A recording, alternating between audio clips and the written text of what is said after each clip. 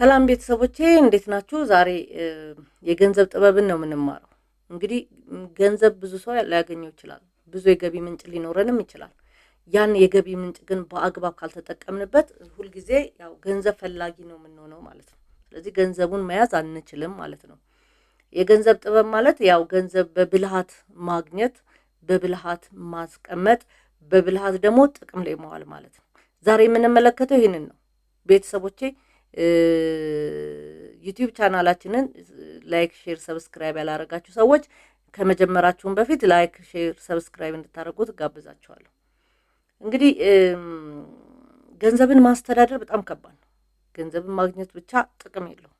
ማስተዳደር ላይ ካልቻልን ምንም ገንዘብ የማግኘቱ ከሌ ገንዘብ አገኘ አይደለም፣ ከሌ ገንዘቡን ጥቅም ላይ አዋለ የሚለውን ነገር ነውና የሚጠቀመው።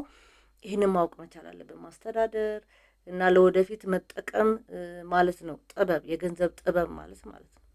ስለዚህ ይህን ጥበብ እንዴት ነው የምናገኘው? ዛሬ የምንመለከተው ይህንን ነው ማለት ነው። ከምናገኘው በታች መኖር አለብን። ብዙ ጊዜ ሰዎች በኢትዮጵያ ውስጥ ችግር ያለብን፣ ለምሳሌ የ1 ሺህ ብር ደሞዝተኛ ሆኜ 10 ሺህ ብር ባገኝ የ10 ሺህ ብር ኑሮዬን ኢሚዲየትሊ ገልብጬ የ10 ሺህ ብር ኑሮ መኖር እፈልጋለሁ ማለት ነው። ስለዚህ ከእጅ ወደ አፍ እንደሆንኩኝ እቀጥላለሁ ማለት ነው። ቁጠባን መልመድ መቻል አለብን። ቁጠባ እንግዲህ ገቢ ሲመጣ መጀመሪያ ከራሳችን መቆጠብ መቻል አለብን ማለት ነው። እዳ ላይም መጠንቀቅ መቻል አለብን። አላስፈላጊ የሆነ እዳ መግባት መቻል የለብን። ሰዎች እዳ ሲገቡ የሚገርማችሁ የሚከፈል ሁሉ አይመስላችሁም ማለት ነው። እዳ ገብተው ሶፋ ይገዛሉ፣ እዳ ገብተው ቴሌቪዥን ይገዛሉ። ይሄ እዳውን የሚከፍልበት ቢዝነስ እስካላቋቋምን ድረስ እዳው ከፋይ ብቻ እንሆናለን ማለት ነው።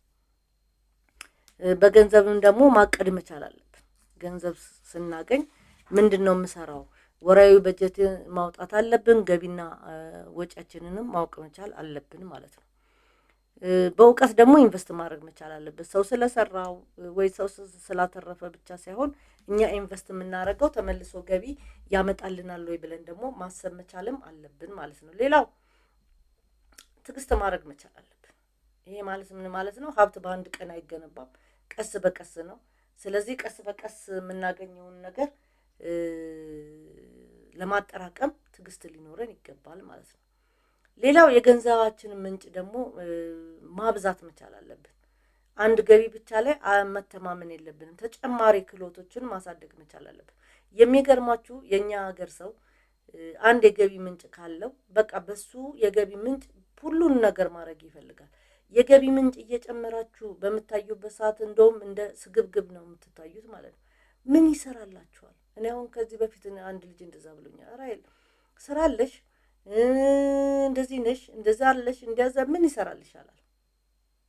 ድህነትን ያልወድም ነው ያልኩት። በእርግጥ ከድህነት ላልወጣው እስካሁን ግን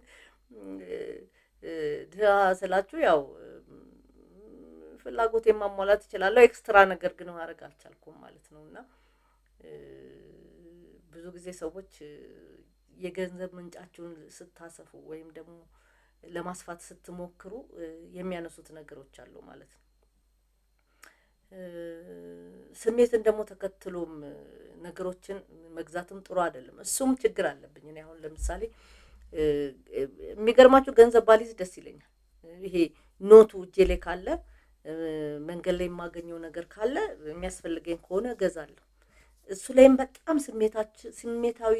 ስሜታዊነታችንን ማቆም መቻል አለብን። ከምር የገንዘብ ጥበብ ውስጥ መግባት ከፈለግን እኔ አሁን ለምሳሌ እየተለማመድኩ ነው ምንድነው በብዙ ነገር ለምሳሌ በምግብ ላይ ጣፋጭ ነገር ወዳለው ከስጋ ስታዩት ጮማ ነበር የምወደው።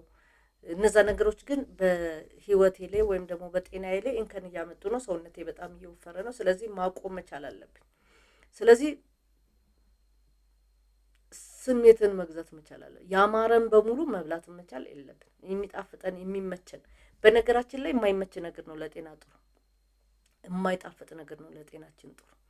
ስለዚህ ስለሚጣፍጠን ስለሚመቸን ብቻ ያን ነገር መጠቀም መቻል የለብንም ማለት ነው።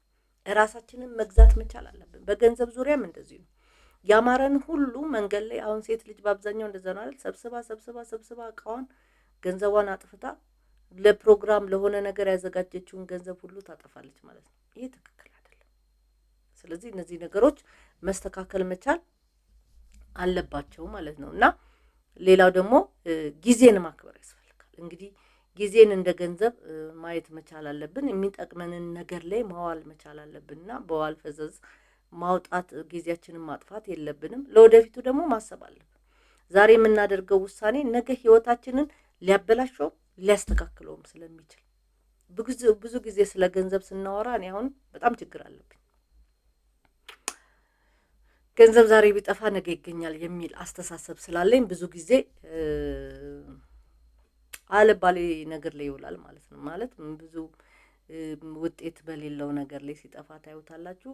በዛ ምክንያት ነው እስከዛሬ ላይ ብዙ ያሰብኳቸው ነገሮች ያልተሳኩት ማለት ነው። ስለዚህ ጥንቃቄ ልናደርግበት ይገባል ቤተሰቦች። የገንዘብ ጥበብ በጣም አስፈላጊ ነው። ገንዘብን ማግኘት ብቻ ሳይሆን ማስተዳደር ማወቅ፣ ገቢና ወጪያችንን ማወቅ ማመጣጠን ይጠበቅብናል። አመሰግናለሁ ቤተሰቦቼ። ለዛሬ ያስኩት ይሄንን ነው። ላይክ፣ ሼር፣ ሰብስክራይብ እንድታደርጉ ትጋብዛችኋለሁ። አመሰግናለሁ።